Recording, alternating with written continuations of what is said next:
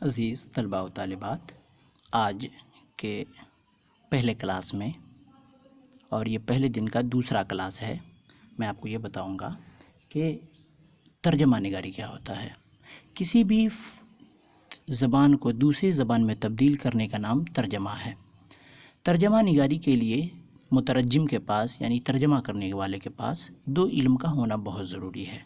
पहला, जिस ज़बान का वो तर्जमा कर रहा है उस ज़बान में उसे काफ़ी महारत हासिल हो, और दूसरा, वो जिस ज़बान में तर्जमा कर रहा है उस ज़बान पे भी उसे उबूर हासिल हो, यानी काफ़ी पकड़ हासिल हो। जिस तरह आप तर्जमा कर रहे हैं हिंदी से उर्दू में, तो आपके पास हिंदी का भी इल्म हो और उर्दू का भी इल्म हो, ताकि आप सही तर्जमा कर सकें। कोई ज़रूरी नहीं कि तर्जमा करते वक्त जो अल्फाज हैं उसका उर्दू ही तर्जमा किया जाए। कभी कभी ऐसा भी होता है कि वो लफ्ज़ होता है मगर उसे उर्दू में तब्दील नहीं करके हूबहू उस लफ्ज़ को उतार दिया जाता है, ताकि तर्जमे का हुस्न बाकी रहे। इंशाअल्लाह अज़्ज़ा व जल्ला उसे मैं आगे बयान करूँगा। तो मैं इसका तर्जमा तो नहीं करूँगा, मगर इसके जो मुश्किल अल्फाज हैं जिसका उर्दू जानना बहुत ज़रूरी है, उसका मैं उर्दू आपको बताता हूँ।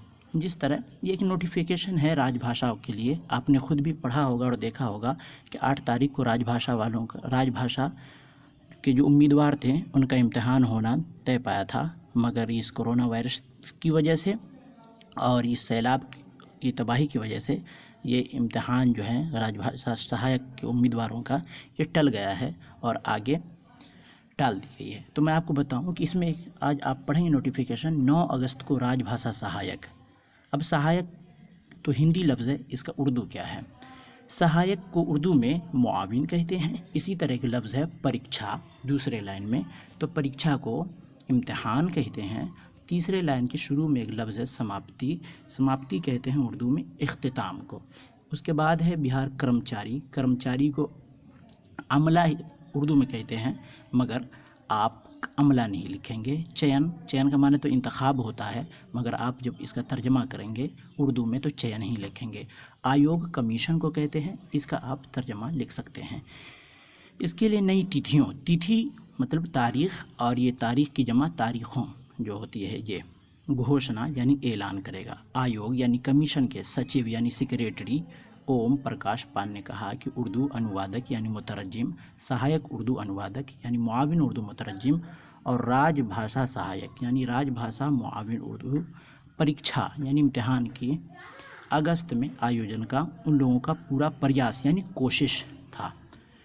इसी तरह एक लफ्ज़ है कर्मशाह, परीक्षा की तिथि। कर्मशाह कहते बितरतीब को 23 और 30 अगस्त को घोषित यानी ऐलान शुदा है, लिहाजा उनमें सभी अभी समय है। और 1 अगस्त से यदि कहते अगर लॉकडाउन ख़त्म हो जाता है तो परीक्षा केंद्रों यानी मरकज़ के चयन यानी इंतखाब और एडमिट कार्ड के घोषणा की वेबसाइट पर डालने के समेत परीक्षा यानी इम्तिहान आयोजन को उर्दू में इनेकाद कहते हैं, मुनक़िद करना कहते हैं। जुड़ी सभी तैयारियों के लिए समय मिल जाएगा। लेकिन राजभाषा सहायक परीक्षा के आयोजन को उर्दू में इनेकाद कहते हैं, पहले भी बता चुका हूँ। तिथि तारीख को कहते हैं।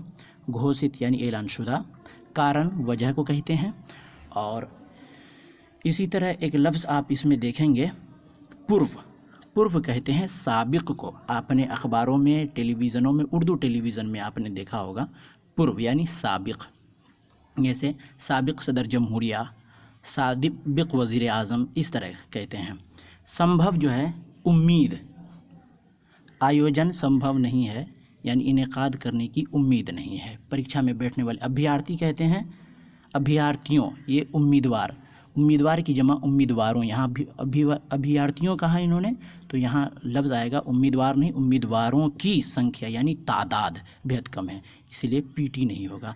तो इस तरह की जो है की कोशिशें अगर आप करते रहें, और मैं आपको इन मुश्किल अल्फाज के मानी उर्दू में बताता रहूं, और आप ख़ुद भी इस तरह की कोशिश करते रहें। किसी भी अखबार की कटिंग को ले लें या अखबार पढ़ें उर्दू, तो उस उर्दू का हिंदी तलाश करते रहें। अगर हिंदी पढ़ रहे हों तो उर्दू मानी उसका तलाश करते रहें कि उसे उर्दू में क्या कहते हैं, हिंदी में क्या कहते हैं, तो इंशाअल्लाह अज़्ज़ व जल्ला 10 से 15 दिन की कोशिश में आप कामयाब हो जाएंगे बहुत हद तक।